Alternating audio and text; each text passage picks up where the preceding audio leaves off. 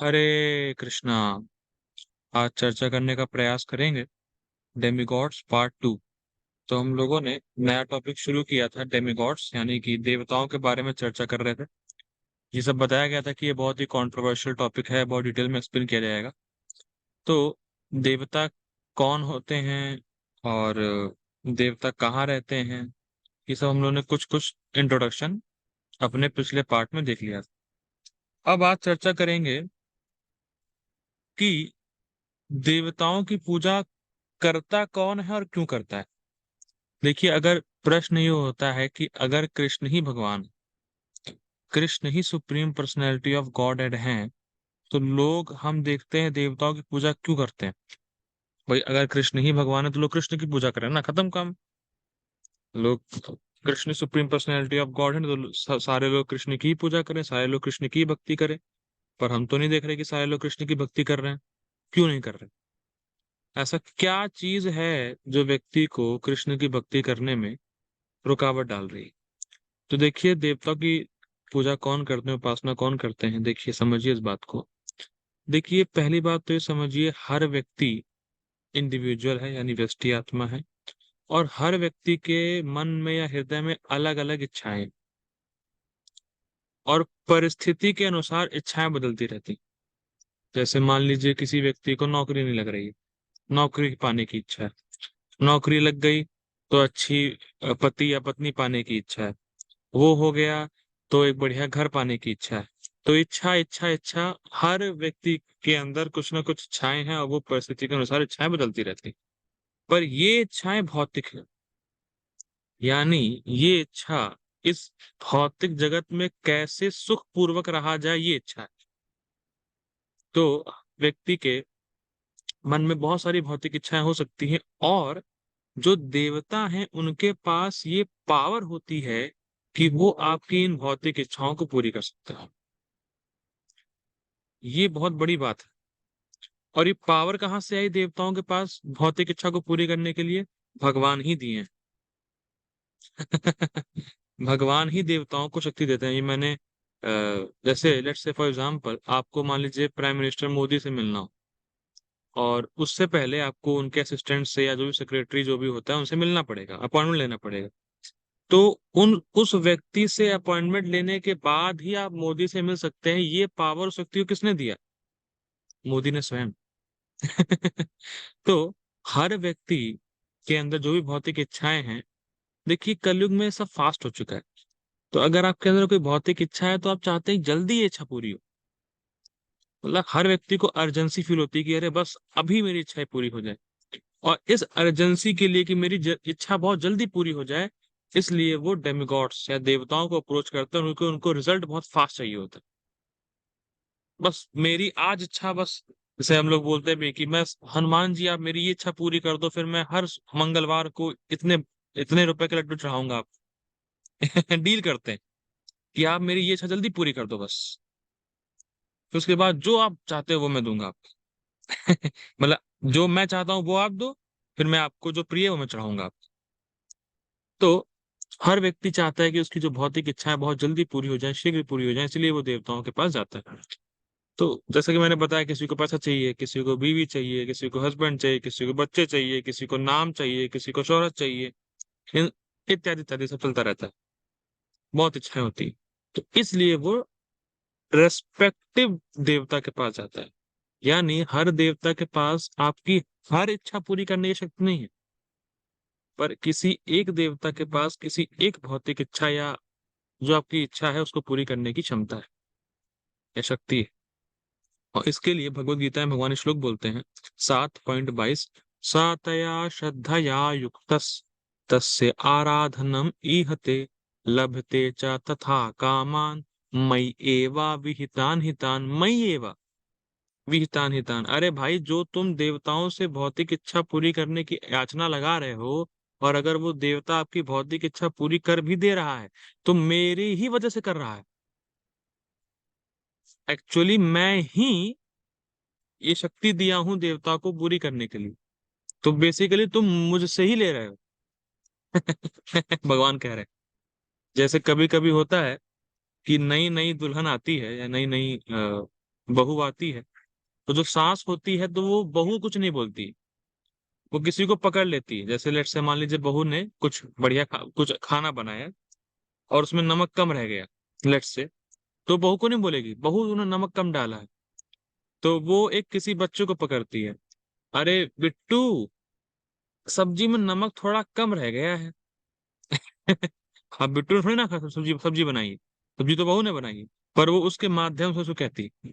तो वैसे ही अगर देवता आपकी कुछ इच्छा पूरी कर भी रहे हैं, तो बेसिकली भगवान ही आपकी इच्छा पूरी कर रहे हैं देवताओं के माध्यम से।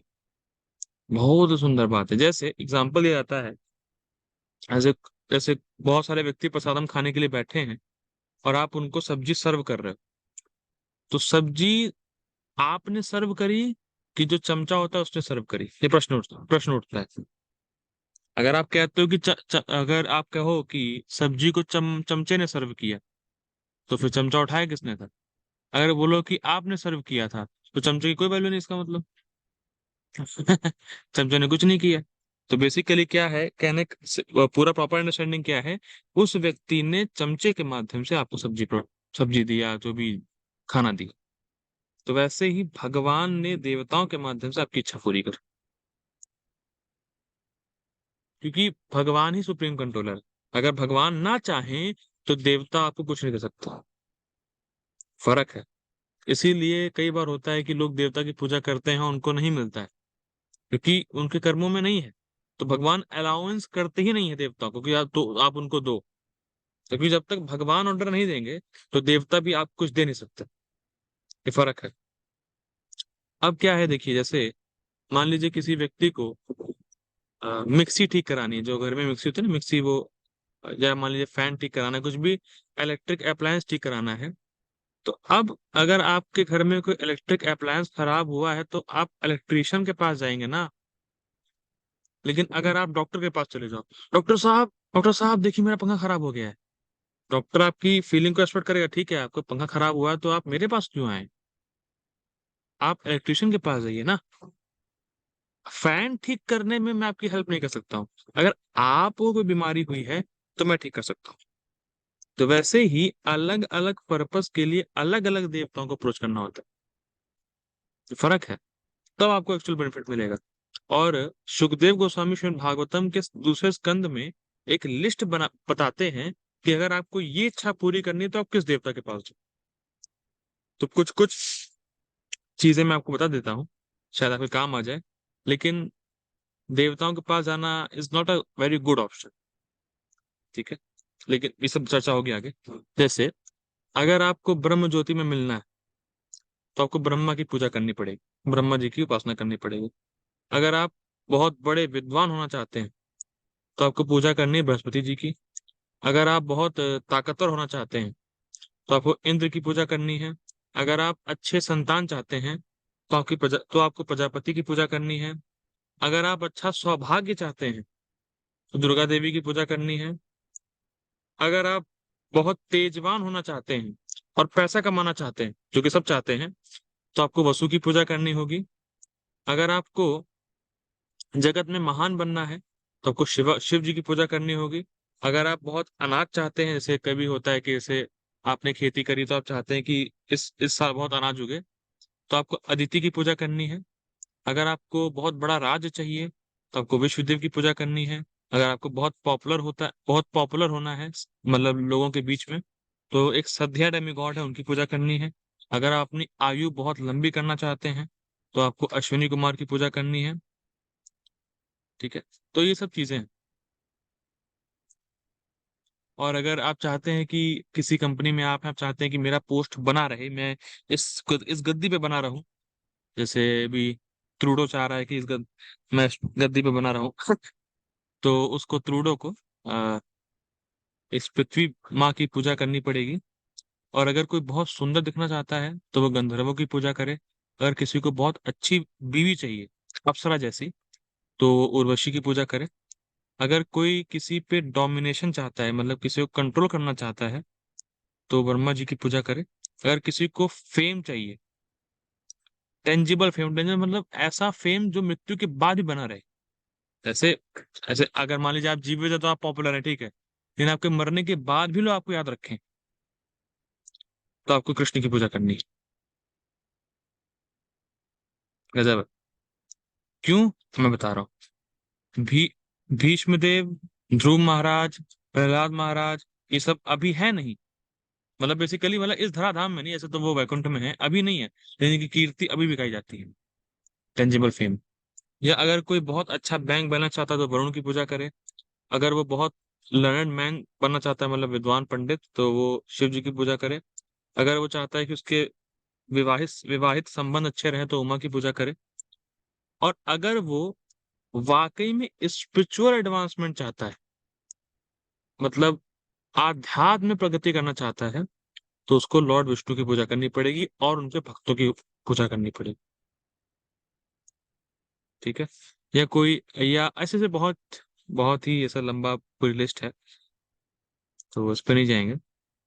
और अगर कोई बहुत इंद्रिय भोग चाहता है तो उसको चंद्रमा की पूजा करनी पड़ेगी। और अगर कोई व्यक्ति कुछ भौतिक नहीं चाहता तो कृष्ण के पास आना पड़ेगा। अब इस सब को सुखदेव गोस्वामी ने बताने के बाद एक चीज बोली कि ठीक है, देखिए अभी मैंने बोला आपसे कि अगर आपको कुछ भौतिक नहीं चाहिए तो आप कृष्ण के पास आओ, लेकिन अगर आपको कुछ भौतिक नहीं चाहिए और अगर आपको सब कुछ भौतिक चाहिए और अगर आपको मुक्ति चाहिए, तो आप केवल अगर कृष्ण के पास आते हो तो आप बहुत बुद्धिमान। अकामः सर्व कामो वा मोक्ष काम उदारदी त्रिवेण भक्ति योगेन यजेता पुरुषः परम। अकामः, कोई कामना नहीं है, सर्व कामो वा, सारी कामना भरी पड़ी है, मोक्ष काम, मुक्ति चाहते हो, तो उदार धी, ऐसा व्यक्ति बहुत बुद्धिमान है। जो जो त्रिवेणा भक्ति योग है ना, जो भक्ति योग करता है, यजेता पुरुषा परम, कृष्ण की भक्ति करता है। तो कृष्ण की भक्ति कोई भी कर सकता है भाई, और कृष्ण की भक्ति करना ही बेनिफिट है। क्योंकि जैसे एग्जाम्पल दिया जाता है, जैसे मान लीजिए कोई छोटा छोटा बच्चा है और वो चाहता है सिगरेट पीना। तो आप सब जानते हैं सिगरेट बच्चे के लिए हानिकारक है, सिगरेट किसी के लिए भी हानिकारक है। तो अगर कोई बच्चा सिगरेट लेने जाए दुकानदार के पास, तो दुकानदार को तो पैसे से मतलब है, भाई पैसे लो और सिगरेट दो। लेकिन अगर वही बच्चा अपने पिता से कहे तुम्हें सिगरेट चाहिए, तो पिता मना कर देगा, ना, सिगरेट नहीं, तुम्हारे लिए अच्छा नहीं है। ये है देवता और कृष्ण में अंतर। देवता ही नहीं देखते कि जो आप भौतिक भोग मांग रहे हैं उससे आपको क्या नुकसान होगा, उससे आप दुख ही दुख भोगेंगे। उनको कोई मतलब नहीं है, आपको भोग चाहिए, लो मैं भोग दे रहा हूं। लेकिन कृष्ण आपको भोग देंगे और साथ में ऐसी बुद्धि देंगे कि आप भोग मांगो ही नहीं। जो भोग आपके लिए मतलब, भोग तो फिलहाल किसी भी तरीके से लाभदायक नहीं है, लेकिन वो आपको भोग अगर दे भी देते हैं तो साथ साथ आपको सही बुद्धि देते हैं, जिससे कि आप समझ जाओ कि अरे भोगों में कुछ रखा नहीं है भाई। भौतिक भोग तो बस दुख का कारण है। श्लोक कौन सा है? ये ही संपर्श जा भोगा दुख योने एवते। जो इंद्रिय भोग है वो दुख की माँ है। समझ रहे हैं? माँ, माँ मतलब अगर इंद्रिय भोग होगा नहीं, दुख होगा नहीं, क्योंकि माँ है तब बच्चा आता है। बहुत सुंदर श्लोक है। ये ही संपर्श जा भोगा दुख योनि एवते, इंद्रिय भोग ही दुख की माँ है। तो बहुत ही सुंदर बात है कि अगर आप कृष्ण के पास जाते हैं किसी भी इच्छा से, तो कृष्ण आपको सही मति देते हैं और अपने पास ले आते हैं, जहां जहां वास्तविक सुख है। ठीक है। तो किसी भी परिस्थिति में हमें कृष्ण की भक्ति करनी होगी, लेकिन हर किसी का कृष्ण भक्ति में अधिकार नहीं होता। हर व्यक्ति अ, बुद्धिमान नहीं होता। जैसे यहाँ बोल क्या बोला गया कि जो किसी भी इच्छा से कृष्ण के पास आता है बुद्धिमान होता है, लेकिन हर व्यक्ति बुद्धिमान नहीं होता। हर किसी के पास हीरा नहीं होता। ये फर्क है। लेकिन अगर आपको कोई भी इच्छा पूरी करनी है, तो बहुत सारे डेमिगॉड्स हैं, आप उनके पास जाएंगे तो वो आपकी इच्छा पूरी करते हैं। बहुत सुंदर। ठीक। और हाँ, ये भी एक अच्छी बात है। जैसे मान लीजिए आप किसी भी देवता की पूजा करते हैं और आपके अंदर बहुत भौतिक इच्छाएं हैं, लेकिन अगर एक बार आपको कहीं ना कहीं से भक्तों का संग प्राप्त हो गया, तो आप भक्ति करने लग जाएंगे। बहुत सुंदर बात है, और यही ये जीवन में होता हुआ देखिए। हो सकता है आप किसी देवता की पूजा करते हो या आपके अंदर बहुत भौतिक इच्छा हो, लेकिन जैसे आप भक्तों के संग में आए, भक्तों की आपने बस ये अप्रिशिएट किया कि अरे यार भक्त लोग सही बोल रहे हैं, उसी दिन से आपकी भक्ति शुरू हो गई। आपने भक्ति में कुछ किया नहीं है, लेकिन ये विश्वास है कि भक्त लोग सही बोल रहे हैं, आपकी भक्ति शुरू हो गई। आप कृष्ण भक्ति में आ गए, और जैसे जैसे कृष्ण भक्ति में आएंगे, आपकी सारी भौतिक इच्छाएं धीरे धीरे धीरे धीरे खत्म होती चली आएंगी। क्योंकि भौतिक इच्छाओं का स्वभाव ही ये है कि वो आपको एम्बेरसिंग एंग्जाइटी देती। क्योंकि क्योंकि भौतिक भोग आत्मा को टच नहीं करता ना। बात ये समझिए। आत्म ऐसे मान लीजिए कोई व्यक्ति आईएएस बना, तो क्या आत्मा आईएएस बनी? या किसी के पास बहुत बड़ी डिग्री है, तो क्या वो आत्मा के पास डिग्री है? नहीं, वो डिग्री शरीर तक सीमित है। शरीर छूटा, डिग्री गई, और शरीर छूट नहीं है। जैसे प्रभुपाद जी बताते हैं, बहुत सुंदर एग्जांपल देते हैं कि मान लीजिए कोई व्यक्ति स्काई स्क्रैपर बिल्डिंग खड़ी कर रहा हो। जैसे कनाडा में तो बहुत बड़ी बड़ी बिल्डिंग्स देखने को मिलती है। जैसे कोई व्यक्ति स्काई स्क्रैपर बिल्डिंग खड़ी कर रहा हो, और उससे पूछे, मान लीजिए जो खड़ा कर रहा हो उससे कोई व्यक्ति पूछे, आप स्काई स्क्रैपर बिल्डिंग क्यों खड़ी कर रहे हैं? मैं स्काई स्क्रैपर बिल्डिंग इसलिए खड़ी कर रहा हूँ कि जब बिल्डिंग बन जाएगी तो मैं उसको आग लगा दूंगा। हैं? जब आग ही लगाना है तो खाई खड़ी कर रहे हो?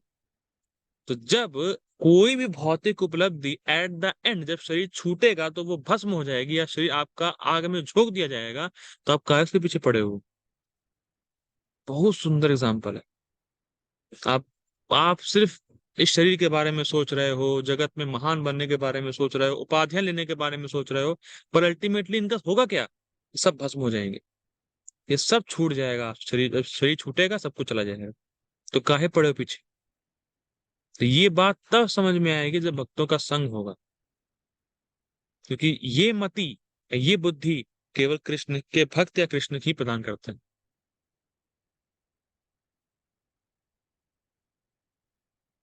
तो ये बहुत अ, बड़ी बात है, या बहुत ही सुंदर बात है कि हमें देवताओं का सम्मान करना है, लेकिन प्रेम कृष्ण से करना है। जैसे कोई स्त्री है, जिसकी शादी हुई हो, जैसे मान लीजिए कोई स्त्री, जिसकी शादी हो गई है, तो वो अपने ससुराल में हर किसी का सम्मान करती है, पर जैसा प्रेम पति से करती है वैसा किसी से प्रेम नहीं करती। आप बात समझिए। किसी स्त्री की विवाह हो गया है, शादी हो गई है, तो वो ससुराल में सबका सम्मान करेगी, पर जैसा प्रेम पति से करती है वैसा प्रेम वो किसी से नहीं करेगी। तो सम्मान सबका करना है, पर प्रेम कृष्ण से करना है। ये फर्क है। ठीक है। तो अब कुछ पॉइंट्स देख लेते हैं देवताओं के संबंध में, जिससे ही हमें अवेयर रहना है। जैसे कि भगवान कृष्ण गीता में कहते हैं, 7वें अध्याय के 23वें श्लोक में, अंतवत्तु फलम तेषाम तद्भवति अल्पमेधसाम देवं देव्यजो यान्ति मद भक्ता यान्ति माम अपि। बहुत सुंदर। वो कहते हैं कि जो अल्पमेधसा, जिनके पास बहुत बुद्धि नहीं है, बहुत ही अल्प अल्प मतलब बहुत थोड़ी सी बुद्धि वाले हैं, वो देवताओं की पूजा करते हैं। अरे, ऐसा क्यों बोल रहे हैं कि कम बुद्धि वाले देवताओं की पूजा करते हैं? सो दो कारण। पहला कारण तो ये है कि जो भी वो फल देंगे वो अंतवत है। मतलब जो भी आप उनसे फल मांगेंगे वो तो खत्म ही हो जाने वाला है। क्योंकि जो भी आप फल मांगते हैं वो संबंध है आपके शरीर से, शरीर छूटा, फल खत्म। First point. दूसरा, अगर आप देवताओं की पूजा करते हैं तो देवताओं के लोक में जाते हैं, और देवताओं के लोक ही नष्ट हो जाते हैं। मतलब मतलब ये समझिए कि देवता भी क्षणिक है, देवता तक टेम्परेरी है। जब जिस जिस जिस व्यक्ति ने आपको फल दिया वही खत्म हो जाएगा, तो उसके फल तो खत्म होने ही होने हैं। तो ये बहुत बड़ा मिसअंडरस्टैंडिंग है, कह सकते हैं बहुत बड़ा इल्यूजन है लोगों का। जैसे क्योंकि जो वैदिक कर्मकांड सेक्शन है, तो कर्मकांड बेसिकली क्या, कर्मकांड ही बताता है कि आप इस देवता की पूजा करो तो ये आपको फल मिलेगा, ये अच्छे भोग मिलेंगे। तो कर्मकांड में सो क्या बोलते हैं मुझे, हाँ, कर्म कांड में अर्थवाद है। अर्थवाद का मतलब होता है कि बढ़ा चढ़ा के बातें करी गई। जैसे कर्म कांड अगर अगर आप पढ़ेंगे तो इसमें लिखा है कि जो स्वर्ग है वो इटर्नल है, शाश्वत है। पर स्वर्ग शाश्वत है ही नहीं। स्वर्ग शाश्वत नहीं है, और स्वर्ग में जो लोग रहते हैं वो भी शाश्वत नहीं, क्योंकि हम लोग गीता में पढ़े हुए हैं कि जैसे पुण्य खत्म होता है व्यक्ति नीचे गिरता है। पर जो व्यक्ति वेदों को नहीं मानता, उसको प्रलोभन देने के लिए ऐसा अर्थवाद किया गया कि चलो कम से कम ये बात सुन के वो वेदों के रेंज में आएगा। तो ये बहुत सावधान रहना है कि जो भी हमें फल देवताओं से मिलेगा वो टेम्परेरी होगा, क्योंकि वो नष्ट हो जाएगा, और साथ साथ वो दुख देने वाला होगा। क्योंकि हम पढ़ चुके हैं इंद्रिय भोग दुख की माँ है, और आप इंद्रिय भोग ही देवता देते हैं। कोई भी देवता मुक्ति दे नहीं सकता, कृष्ण के अलावा, विष्णु के अलावा कोई मुक्ति नहीं दे सकता, कोई भी देवता। तो बेसिकली भौतिक भोग देगा, और भौतिक भोग से आपको दुखी होगा। तो बेसिकली आप देवताओं की पूजा कर रहे हैं दुख मांगने के लिए और टेम्परेरी फल मांगने के लिए। अब बताइए ये कैसी पूजा है? इसीलिए बोला गया अल्प मेधसाम। जिनके पास कम बुद्धि है वो समझ ही नहीं पाते कि वो तो दुख ही मांग रहे हैं देवताओं से दुख मांग रहे हैं और टेम्परेरी फल मांग रहे हैं। लेकिन भगवान है कह रहे हैं मद भक्ता यान्ति माम अपि, लेकिन जो मेरा भक्त है वो मेरे पास आएगा, और भगवान का धाम शाश्वत है। मतलब भगवान की भक्ति करने से जो आपको फल मिलेगा वो आपके साथ हमेशा रहेगा, और उसमें कोई दुख का मिश्रण नहीं है। No mixture of misery. तो इसीलिए हमें बहुत सावधान रहना चाहिए कि जो देवताओं की पूजा कर रहा है तो वो बेसिकली अल्प मेधसाम। ठीक है, अगर देवता से आपको कुछ मांगना भी है तो देवता से ये मांगिए कि मेरी मति कृष्ण में लगे, कोई भौतिक भोग मत मांगिए। ठीक है। अब दूसरी चीज क्या है? दूसरी चीज ये है कि जो भी आपको क्षणिक फल देवताओं से मिलता है, ये मैंने पहले बता दिया था, वो भगवान के सैंक्शन से ही मिलता है। जब भगवान परमिशन देते हैं देवता को कि हाँ इस व्यक्ति को अब ये फल दो, तभी वो देगा। भगवान के परमिशन के अलावा कोई भी देवता आपको कुछ नहीं दे सकता। समझ लीजिए, क्योंकि Krishna is the supreme controller. Supreme controller means सारे देवताओं के भी कंट्रोलर है। तो अगर कोई देवता कुछ दे भी रहा है आपको, तो आप यही समझिए कि वो भगवान की आज्ञा के अनुसार ही दे पा रहा या दिया है। ठीक है। हाँ, अब तीसरा पॉइंट क्या है? तीसरा पॉइंट बहुत सुंदर है, थोड़ा सा ट्रिकी भी है, सुंदर भी है, कि अगर कोई व्यक्ति अपना स्व आचरण या अपना स्वधर्म नहीं करता, यानी प्रिस्क्राइब ड्यूटीज नहीं करता, तो देवता उसको कभी भी कुछ अच्छे रिजल्ट्स नहीं देते। वैसे अच्छे इन द सेंस, अगर स्पिरिचुअलिटी पॉइंट ऑफ व्यू से देखें, शाश्वत पॉइंट ऑफ व्यू से देखें, तो कोई भी फल दे रहे हैं वो अच्छा नहीं है। लेकिन अगर मेटीरियली प्लेटफॉर्म पे भी देखें तो उसको अच्छे फल नहीं मिलते हैं। क्योंकि भगवान बोले हैं कि जब आप करते हैं यज्ञ, तो यज्ञ का पाठ देवताओं को जाता है, देवता आपसे प्रसन्न होते हैं, और देवता आपसे प्रसन्न होने के बाद आपकी सारी जो जीवन की नैतिक या जीवन की जो मूलभूत आवश्यकता है वो आपको देते हैं।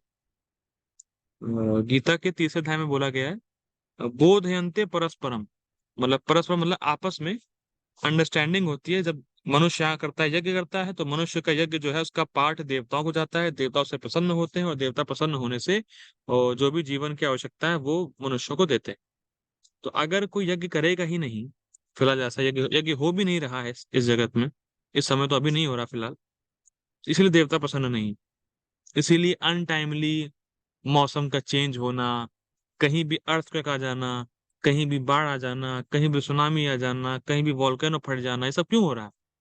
देवता प्रसन्न नहीं है क्योंकि हम लोग यज्ञ नहीं कर रहे।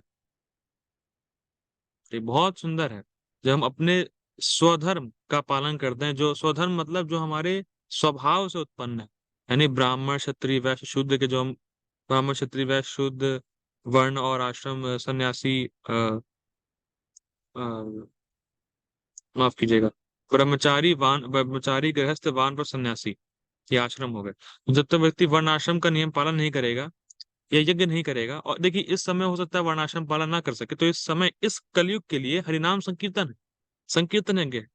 तो जब तक व्यक्ति संकीर्तन यज्ञ नहीं करेगा तब तक देवता जो है उसको, देखिए सिंपल आप इसको समझिए, ऐसे समझिए, सब कुछ आपकी जो आवश्यकताएं हैं वो आपको मिलेंगी, उसमें कोई शक नहीं हो कि कृष्ण सबको मेंटेन करते हैं, वो तो ठीक है। लेकिन जो क्वालिटी ऑफ, जैसे जैसे है क्या, जैसे आजकल क्या हो गया, आजकल सारा खाना मिलावटी, सब कुछ मिलावट हो गया है। एयर पॉल्यूशन बढ़ गया है, क्योंकि प्रकृति से हम लोग जी नहीं रहे हैं। तो आवश्यकताएं तो ठीक है मिल रही हैं, पर वो आवश्यकताएं का क्वालिटी क्या है? ऐसा खाना खा के आप बीमार पड़े तो ऐसा खाने का फायदा क्या? या ऐसा, या दूध में, इतना दूध में केमिकल मिला देते हैं, दूध में पता नहीं क्या क्या डिटर्जेंट वगैरह जो भी होता है वो होता है। तो दूध पी के व्यक्ति को कैंसर, तो दूध का फायदा क्या? तो ये बहुत इंपॉर्टेंट पॉइंट है कि जब तक हम यज्ञ नहीं करेंगे, देवताओं को पसंद नहीं करेंगे, तो देवता अपनी कृपा नहीं करेंगे। जो जीवन की आवश्यकताएं, जीवन की क्वालिटी आवश्यकताएं, वो हमें नहीं मिलेंगी। तो ये बहुत ही इंपॉर्टेंट पॉइंट है।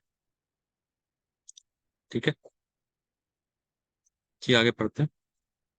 हाँ, ये मैंने बता दिया कि बच्चे को, अगर बच्चे को सिगरेट चाहिए तो जो शॉपकीपर वो देखेगा नहीं कि इसको, इसके लिए क्या अच्छा है। जब भगवान की भक्ति करेंगे तो भगवान जानते हैं हमारे लिए क्या अच्छा है, और वो हमें अच्छे मार्ग पे ले ही जाएंगे। ठीक है। और ये भी एक श्लोक है, 7वें अध्याय के 20वें श्लोक का। इसमें भगवान कहते हैं, कामस्तैस्तैर्हित ज्ञाना प्रपद्यन्ते अन्य देवता तम तम नियमम आस्थाय प्रकृति नियता स्वया। कामस्तैस्तैर्हित ज्ञान, जिनका ज्ञान हित, जिनका ज्ञान छीन लिया गया है। कैसे? कामस्तैस्त, काम वासना से या कामनाओं से का ज्ञान छीन लिया गया है, वो प्रपद्यन्ते अन्य देवता, वो अन्य देवताओं की शरण लेते हैं। और तम तम नियम आस्थाएं, और उनकी कैसे पूजा करनी, उनके नियमों का पालन करते हैं। क्यों करते हैं? प्रकृति नियतः स्वया, क्योंकि उनकी प्रकृति ही वैसी है। मतलब वो उन देवताओं की ही पूजा कर पाएंगे। जैसे, ठीक है, जैसे अब यहाँ पे प्रश्न होता है कि प्रकृति नियता सोया, अपनी प्रकृति के साथ, उनकी प्रकृति के हिसाब से उनकी एक पर्टिकुलर देवता में आस्था होती है, और उनसे, और उनका ज्ञान हर लिया गया है काम इच्छाओं से, तो वो उनकी शरण लेते हैं। तो अब ये प्रश्न होता है कि प्रकृति का मतलब क्या है? तो देखिए, इस जगत में तीन तीन नेचर, या तीन मटेरियल नेचर, या तीन स्वभाव काम करते हैं। सतोगुण, तमोगुण, रजोगुण, या गुडनेस, पैशन, इग्नोरेंस। ठीक है। और हर जो मोड होता है, उसके हिसाब से हर व्यक्ति की एक आस्था किसी पर्टिकुलर डेमिगॉड पे होती है। जैसे जो तमोगुण में है, उसको मांस खाना अच्छा लगता है, शराब पीना अच्छा लगता है, वो नशा करेगा। ठीक। तो इस व्यक्ति के लिए, जैसे जो व्यक्ति तमोगुण में, तो देखिए जो शास्त्र है ना, जो वेद है, वो माता के समान। तो अगर किसी माँ के 5 बच्चे हैं, और उसमें से 4 अच्छे हैं, एक खराब है, तो माँ ऐसे ही सोचती कि अरे तो खराब बच्चा है, इसको निकालो, बाहर करो। वो उससे भी उतना ही प्रेम करती।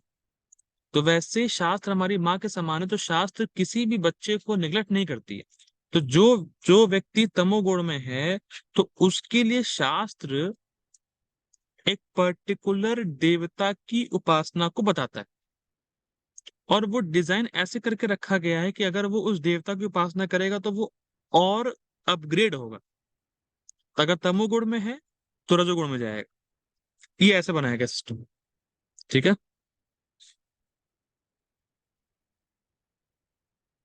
हाँ, अब क्या है, तो ऐसे बनाया गया है, लेकिन कभी कभी ऐसा होता है कि, जैसे कभी कभी ऐसा होता है, जैसे हम जानते हैं कि अगर मैंने पहले बताया, अगर आप किसी देवता की पूजा करते हैं तो आप बदले में कहते हैं कि अगर आप मेरी इच्छा पूरी करेंगे तो मैं आपके लिए ये करूंगा। लेकिन कभी कभी क्या होता है कि लोग इतने तमोगुणी होते हैं कि देवता से बेनिडिक्शन लेने के बाद वो अपना भूल जाते हैं। मतलब उनकी, जैसे आपने देवता से कुछ मांगा, उन्होंने पूरा कर दिया, अब देवता के भाड़े में, क्या करना मुझे, मेरी इच्छा पूरी हो गई। ये जो है लोग करते हैं, ऐसा होता है, कई बार देखा जाता है। तो इस संबंध में एक कहानी आती है कि एक भक्त था मदर काली का, काली माता का एक भक्त था। और वो काली माँ के पास गया, उसने कहा कि माँ, मुझे बस पैसा चाहिए, मुझे बिजनेस खोलना है, मेरा जो बिजनेस था वो ठप हो गया है, प्लीज कुछ करिए माँ, कुछ करिए काली माँ, काली माँ। तो फिर उसने बहुत स्ट्रिक्टनेस, मतलब बहुत ही कठोर नियम पालन किया और रोज उसने काली माँ की पूजा करी। तो 1 महीने के बाद काली माँ उनके सपने में आई, भक्त के। और उन्होंने कहा, काली माँ ने कहा कि 1 हफ्ते के अंदर ही तुम्हारा तुम्हें पैसे मिल जाएंगे और तुम्हारा बिजनेस खूब बड़ा हो जाएगा, मतलब खूब चलेगा। तो भक्त ने कहा कि ठीक है माँ, बस एक बार ये हो जाए जैसा आपने कहा है, फिर मैं आपको एक जो गोट है, यानी बकरी है, वो आपको बलि में चढ़ाऊंगा या दान दूंगा, ऐसा कुछ तो उसने बोला। अब क्या हुआ, जैसा कि माँ ने बोला, 1 हफ्ता पूरा हुआ और ये जो गरीब आदमी था, जो भक्त था, गरीब भक्त था, अब ये बहुत बड़ा बिजनेसमैन बन गया। लेकिन देखिए, ये स्वभाव है पैसे का कि जैसे ही पैसा आता है, तो जो भी आपने वादे किए रहते हैं, जो भी लोगों ने आपकी हेल्प की होती है, तो उस पैसे के मद से आप उनको भूल जाते हैं। ये स्वभाव है पैसे का। और जितना पैसा आता है, उतना वो और इच्छा को लेके आता है कि तुम और पैसा कमाओ। जैसे भीष्म पितामह कहते हैं महाभारत में, अपने लिए कहते हैं कि मैं पैसों का दास बन गया था। जब उनसे बोला गया कि अरे आप तो जानते हैं धर्म क्या है, आप तो भगवान के भक्त हैं, फिर भी आप कौरवों के साथ हैं। तो उन्होंने कहा मैं पैसों का दास बन गया था। बताइए, भीष्म जैसे व्यक्ति पैसे के दास बन गए थे। तो ज्यादा पैसे होना कितना खतरनाक है। मैं नहीं कह रहा पैसा होना खतरनाक है, जितना जरूरी है उतना पैसा हो तो बहुत बढ़िया है। ज्यादा इकट्ठा करना पैसा खतरनाक है। तो फिलहाल इस पे आते हैं। तो हाँ, पैसा आया तो फिर वो उस पैसे के मद में खो गया और मदर काली की पूजा करना भूल गया। तो काली माँ फिर उनके सपने में आई कि तुमने तो कहा था तुम बकरी दोगे, तो कहाँ है, तुमने कुछ किया नहीं। तो उस व्यक्ति ने कहा, अरे माँ, आप समझो थोड़ा बिजनेस समय टाइट चल रहा है, थोड़ा इन्वेस्टमेंट बहुत ज्यादा है, तो मैं ऐसा करता हूँ, बस 1 हफ्ता और दो मुझे, मैं पूरा करूंगा। तो काली माँ ने कहा ठीक है ठीक है, 1 हफ्ता और वेट करते हैं। 1 हफ्ता फिर हो गया, फिर भी उसने अपना पूरा नहीं किया। फिर काली माँ फिर उनके सपने में आई कि तुमने तो कहा था दो। हाँ, फिर हाँ, सपने में आई। तो अब उसने कहा, उस भक्त ने, कि माँ ऐसा है, थोड़ा बिजनेस समय मार्केट ढीला हो गया, थोड़ा सा ऐसा हो गया, मैं ऐसा करता हूँ, मैं बकरी नहीं दूंगा आपको, एक वो दूंगा, मुर्गी दूंगा मैं। बकरी थोड़ा सा कॉस्टली पड़ेगा, मुर्गी दूंगा। तो कहा ठीक है ठीक है, मुर्गी दो। कहाँ है, तो कहा बस आप 2 दिन रुको, मैं मुर्गी देता हूँ। तो फिर 2 दिन फिर हो गया, मुर्गी नहीं उसने दी। फिर काली माँ सपने में आई कि भाई तुम तो कुछ, तुमने कहा था बकरी दोगे, मना कर दिया, कहा मुर्गी दोगे, मना कर दिया। तो फिर उसने कहा, उस भक्त ने कहा कि अच्छा, मैं अगर आपको एक मच्छर दूं तो कहा चलो भाई तुम कुछ तो दो। तो उस माँ ने कहा, काली माँ ने, तो उस भक्त ने कहा देखो माँ, आपके मंदिर में इतने सारे मच्छर होते हैं, अरे एक मार लो और खा लो, क्या दिक्कत है, मेरी तरफ से वही है। क्यों नहीं, तुम अपने मंदिर में ही ऐसे सारे मच्छर है, तुम उसको उठा लेती किसी को। तो ये है देवता के भक्त, जहां उनको अपनी इच्छा पूरी हुई दिखती है, तो वो देवताओं को भूल जाते हैं। और और देवता ऐसे भक्तों को टॉलरेट करते भी हैं। लेकिन जो भक्त होते हैं, जो कृष्ण के भक्त होते हैं, वो जानते हैं कि जो देवता हैं वो भगवान के कनेक्शन में है। तो वास्तव में वो उनका सम्मान करते हैं। आप देखिएगा, जो देवता के भक्त होते हैं, वो उतना देवताओं का सम्मान नहीं करते जो कृष्ण के भक्त होते हैं। कृष्ण के भक्त ज्यादा देवताओं का सम्मान करते हैं, क्योंकि वो देख रहे हैं ना कि अरे ये भाई, ये सब भी कृष्ण के भक्त हैं। ऐसा मत समझिए कि देवता कुछ अलग है, सारे देवता कृष्ण के भक्त हैं और हमसे एडवांस डिवोटी, तो सम्मान करता है। तो यही फर्क है। और जैसे ही, ये तो शास्त्र की बात है, जैसे ही जो व्यक्ति कृष्ण भक्ति में एंटर करता है, सारे देवताओं का आशीर्वाद उस पर हो जाता है। बहुत बड़ी चीज है ये। अगर आप किसी देवताओं की पर्टिकुलर उपासना करेंगे भौतिक भोग मांगने के लिए, तो वो उतना इफेक्टिव नहीं है। लेकिन अगर आप कृष्ण भक्ति में चले गए, तो सारे देवता, जितने भी देवता हैं, सबके ब्लेसिंग आप पे हो जाती है। बड़ा फर्क है। जैसे मान लीजिए कोई व्यक्ति परेशानी में है, ठीक है, कोई व्यक्ति बहुत परेशान है, ठीक है। लेकिन अगर आपने उसकी हेल्प कर दी, तो जितने भी पुलिस डिपार्टमेंट हैं, या जैसे जैसे होता ही है कि मान लीजिए किसी व्यक्ति ने कुछ अच्छा कर दिया किसी व्यक्ति के लिए, और किसी ने रिकॉर्ड कर दिया। आजकल तो आजकल तो बहुत खतरा है। हर जगह सोशल मीडिया, कुछ भी रिकॉर्ड हो गया, वायरल कर दिया, तो जो हीरो है वो विलन बन जाएगा, जो विलन है वो हीरो बन जाएगा। ये बहुत बड़ा ये चीज रहती है। तो मान लीजिए किसी व्यक्ति ने हेल्प कर दी किसी को, वो रिकॉर्ड हो गया और पॉपुलर हो गया, तो जितना ही पुलिस डिपार्टमेंट वहां के होते हैं, और जो भी गवर्नमेंट होती है, सम्मान करती है उसका, कह रहे इसने बहुत अच्छा काम किया, उसको रिवॉर्ड देती है। वैसे ही अगर आप कृष्ण भक्ति में लग जाते हो, सारे देवताओं का टेंशन आप पे चलाता है, अरे तो बड़ा अच्छा आदमी, तो बहुत अच्छा है, कृष्ण की भक्ति कर रहा है। तो ये बहुत बड़ी चीज है।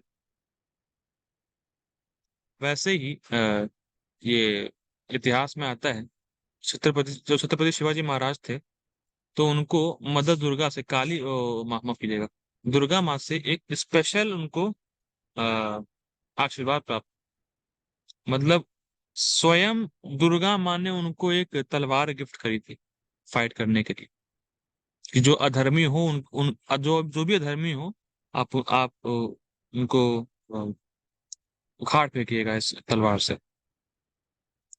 तो छत्रपति शिवाजी महाराज बहुत महान राजा हुए, उनकी भी कहानी हम लोग इस टॉपिक में, इस सीरीज में लेने वाले हैं। तो देखिए, जो रियल क्षत्रिय होता है ना, उस पे देवताओं का आशीर्वाद रहता है।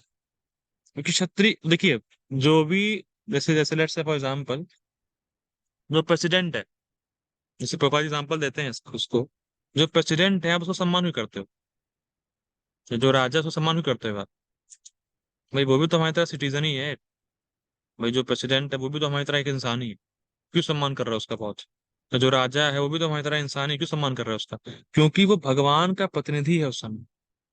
वो आपकी देखभाल कर रहा है, पूरे प्रजा को मेंटेन कर रहा है, इसलिए सम्मान किया जा रहा है। जैसे भगवान सारे जीवों को मेंटेन करते हैं, उसी प्रकार से वो रिप्रेजेंटेटिव बना हुआ है उस समय। उसका कर्तव्य है समाज का ध्यान रखना, समाज में कोई गड़बड़ ना हो, समाज में सब कुछ एक सुव्यवस्था से चले। कर्तव्य है उसका, उसको देखना पड़ेगा। तभी वो राजा है, तभी वो वास्तविक में राजा है, तभी वो वास्तविक में प्रेसिडेंट है, प्राइम मिनिस्टर। और जब वो इस प्रकार से चलता है भगवान का प्रतिनिधि बन के, तब सबका आशीर्वाद उस पे होता है, प्रजा का भी, देवताओं का भी, भगवान का। तो जो राजा हैं, जो वो ऊंचे पद पर हैं, उनका रिस्पॉन्सिबिलिटी बहुत बड़ी है। लेकिन आजकल ये दुर्भाग्य है कि उस रिस्पॉन्सिबिलिटी को समझ नहीं पा रहा है। बस खाली वोट दे के किसी भी रास्कल को चुन लेते हैं, और फिर वो गड़बड़ करता है, तो फिर लोग कहते हैं अरे इसको नीचे उतार। तो ये सब दुनिया है, चलता है। ठीक है। तो अब हम लोग ऐसा करेंगे, हम लोग कल देखेंगे कि देवताओं का भगवान के साथ रिलेशन कैसा होता है। तो ये टॉपिक हम लोग कल लेने का प्रयास करेंगे।